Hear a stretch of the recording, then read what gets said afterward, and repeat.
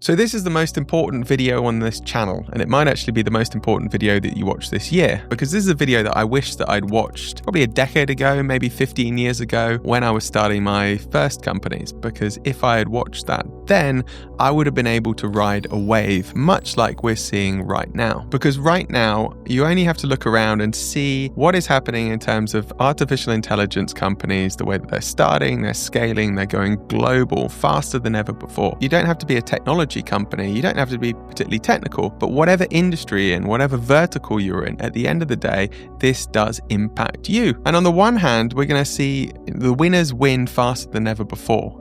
Jensen Huang has said that this era is going to create more multi-million, even billion-dollar companies than ever before. There's talk about whether there's going to be the first billion-dollar one-person company. This is unprecedented, and it's only just getting started, because although companies like Meta and Amazon and Microsoft are investing hundreds of billions globally into infrastructure, into the data centers to build out the AI infrastructure, this is just the beginning, because what comes next is going to be insane. It's going to be insane because in the last era, 70% of the value was created in the applications. And what I mean by that are the companies that was built on top of cloud computing. And so if you look forward and think, well, if these companies are investing hundreds of billions every single year, so cumulatively trillions, what does that really mean once that's all been built out? And then you can build out companies on top of that. We now have instant distribution. We now have the ability to start things without needing lots of capital. And the reason I say this is because I remember about 10 years ago or so when I started my first company. And this was really just when the digital era was happening. So companies were building apps and scaling and beyond. And if I'd known then what I know now, then I know that I would have been able to ride that wave better. Because when I was 27, I sold my first company. It gave me a good life, but I also really regret it. And I regret it because I wish that I'd known some of the things that we're going to cover in this video. When I speak to people who have been really, really successful and I dig into it, they have done one thing, and that is reverse engineering success. And that is exactly what we're going to do in this video. Now, don't feel sorry for me, because although I sold that company and I do have some regrets about it, went on to build 3 companies to over 100 million in revenue. So I can tell you, in the company that we built to $1.75 billion and sold it to a large buyout firm, we knew everything about how to go about doing that. We knew about the market. We knew about the types of companies that we were going to acquire when we set about that. We knew how much growth that we need to drive organically and how much to drive through M&A. And we knew all of that up front, which meant that actually we could go about it step by step. So we are going to reverse engineer success in 4 steps in this video. And the first step is all about goals, having a clear goal. One of my heroes, Paul Arden, who was the ex-creative director at Saatchi & Saatchi, used to say, without a goal, it's difficult to score. And that is completely true. So we're going to go into setting a clear goal and getting that intention right so that you can then do 2, which is about reality, facing reality. Ultimately, a vision without a plan is just delusion. So we've got to bring reality to what it is that you're up to. The third thing then is the gap. Because at the end of the day, if you have a big goal, but the reality is that you're miles away from it, you need to understand what the gap is. Because otherwise you're just going to be running around in circles, doing lots of activity, frantically getting more and more frustrated and not really getting anywhere. And then the fourth thing is really about the plan. Because if we know what the goal is, if you know what the reality is now, if you know what the gap is, then you can start to get into a plan together. You can get in action to try and execute on that. So let's start with the goal. So the goal at the end of the day comes down to something that you want. I can't tell you what it is. No one else can tell you what it is, but ultimately it has to come from you. And it always surprises me, or often surprises me, when I jump on calls with founders who have got very large companies, they're very successful by all appearances, but when I ask them the question, what is it that you want? I probably say about 80-90% of the time, they look at me slightly blankly. And the thought that I have, and I think the thought they have, is that they just don't quite know. They don't know maybe what the options are. They maybe feel that there's a bit of imposter syndrome about whether they can accomplish that. What I would say with goal setting is just put that all to one side. Because at the end of the day, there's kind of 2 sides of your brain that you can use. You can either use the very creative side of your brain that is explorative and looking at possibilities, or you can use the analytical side. But when you try and combine them, it just doesn't really work. So with goal setting, I don't mind, and you shouldn't mind, whether you want to get your company to hundreds of millions, whether you want to get it to billions, whether you want to expand globally, whether it is that you just want to land grab a market, whether you want to be running that business for decades, whether you want to run it for a couple of years and then sell it, whether you want to consolidate the sector, but you really should get intentional intentional with what it is. Because if you can get intentional with it, then the rest of it's going to become so much easier. So I'd invite you to do that. Just get clear about it. And then once you've got a clear goal, we can move on to step 2. And that is about reality. If I said to you that 80% or so of people I speak to don't have a clear goal, I'm surprised that then the next 20%, how few really know the reality of the situation. And by that, I mean, if you said to me, I want to build my company to 100 million plus and then sell it in 3 years' time. And I said to you, well, who are the buyers? And often people look at me blankly, because just like a customer buys a service from you, at the end of the day, if you're telling me that there's going to be someone who's going to buy your company in a couple of years' time, then you're going to want to know who they are, because you're going to want to know, just like a customer, what is it that they want? What is it that they'd be willing to invest for that kind of size of thing? And so reality means 2 things. The first thing is, who are the buyers? So in your sector, who are the big companies buying up companies that are already doing lots of large acquisitions? And now the joy of something like ChatGPT or Claude means that you can go and query. You can go and find out who are the big buyers, what are the recent transactions in my sector. The next reality is, of course, what does your business look like now? Because business valuations is the kind of thing that often gets massively overcomplicated. Because at the end of the day, in acquisitions, companies are valued in very similar ways. In the vast majority of cases, companies are valued as a multiple of EBIT. Yes, there's an exception, which is in the technology industry, where things can be bought on a multiple of revenue, or there might be some crazy reason why it's the only company doing X, Y, and Z. I can tell you there's hundreds of companies doing pretty much everything. And so it's highly likely that your company is going to be valued the same way as most others, which is the EBITDA, or the earnings times an industry multiple. And so if you were to tell me that you want to get your business to,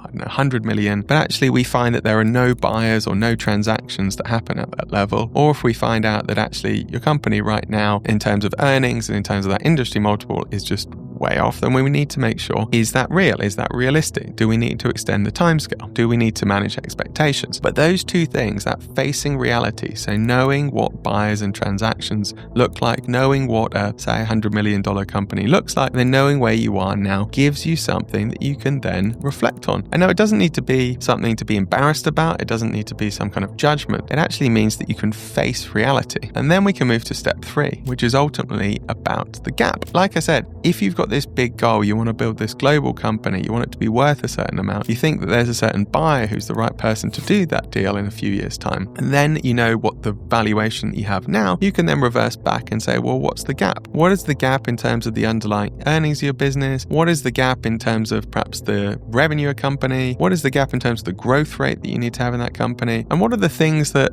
really are holding you back? What are the things that are multiplying the value of your business? And what are the things that are dividing the value of your business? In most cases, the biggest thing that's going to divide the value of your business are underlying risks. And a big risk is going to be the key person risk. Is your business dependent on you? Are you dependent on a particular channel to acquire customers? Is the market going to be completely eaten alive by disruption because of AI? Well, in that case, then there's some kind of market risk. To make this a bit simpler, because I appreciate this could be overwhelming with information, I would say that the things that you probably need to focus on are 1, building demand. The first thing is that most smaller companies, and by smaller I mean below 100 million in revenue, but even below $1 billion in revenue, you need to market more and you need to expand into the demand in that market. And so that means that you really need to build up the marketing and sales capabilities and your ability to acquire customers and your ability to drive up lifetime value and all of those good things. You're going to be constrained, in other words, by demand. And if you can solve that problem, if you can flood your business with demand by marketing and advertising effectively, then you're going to be in a position where you know that there's growth coming and you know that actually you can grow into that gap, you can close that gap. Now, the other way of doing it is, of course, is by buying companies. And that may be something that you could look to do too, because rather than having to grow customer by customer, you could grow by buying other companies. And it's typically going to be growth that's going to be that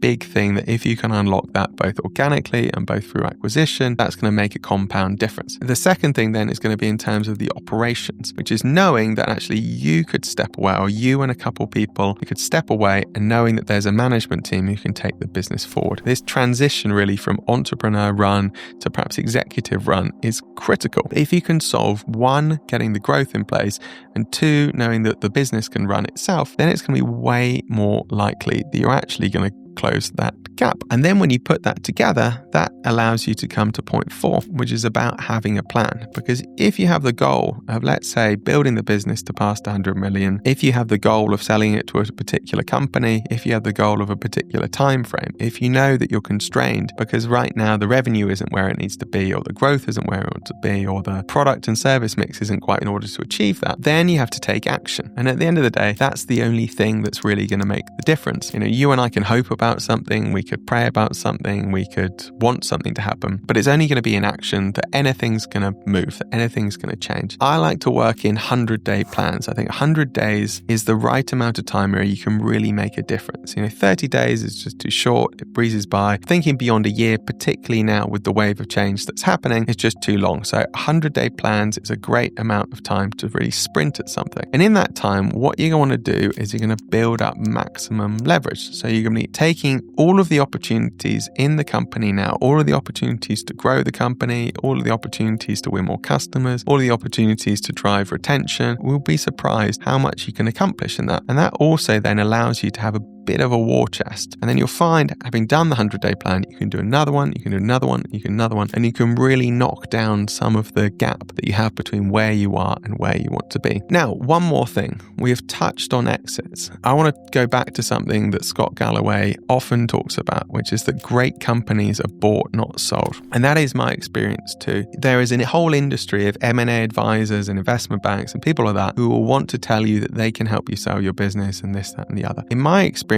even the best run M&A process can't compete with inbound demand, can't compete with people coming to you saying, can we have a partnership? Can we acquire your company? Can we work together in some way? You can then start to choose who it is that you want to work with, and you can start to choose the terms. I should also say that that isn't something that just happens. So many founders who just say, well, I'm going to get my company from A to B, and then someone will come along and buy it for 10 times multiple or blah, blah, blah. That kind of stuff doesn't really happen in reality. I can tell you the best way to do it is not to think about flipping something, but the best way to do it is to build a great company, is to market powerfully, is to tell your story really persuasively, is to know that you deliver a great service to your clients, is to take care of them, is to treat your staff well, is to do all of the good things that are really, really obvious, but don't sound as sexy as the latest hack or the latest tactic. But if you can do that consistently, you'll start to create enough noise in the market, and larger companies will realize, well, this is a really well-run company. This is a company who has capability, whether products or services or technologies that we would look to want to acquire. And I would say with that is you shouldn't be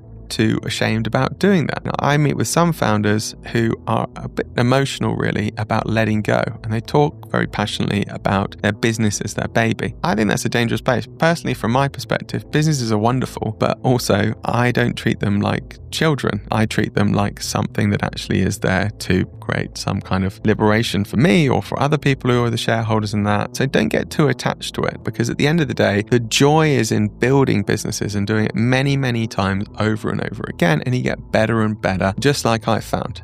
When I went back to that original story of being 27 or so and selling my first company, I can tell you 10 years or so, I am way more effective than I was then, and you will be too in 10 years' time. This isn't something that is easy. This is something that you will need to do with intention. So yes, an exit is great because an exit allows you to take risk off the table. It allows you to have some liquidity. It allows you to convert those private equity that you have in your company into some wealth, into some money that you can take off the table. You can then invest that into whatever you want. Like I say, I believe this is the most important video on this channel, and I say that responsibly, because if you can have a clear goal, if you can know the reality of the situation, if you can know the gap from where you are to where you need to be, and if you have a plan that you're executing, you are going to be in the top 0.01%, and then you can ride this wave with intention, just like I wish I'd done last time and just like I am doing now.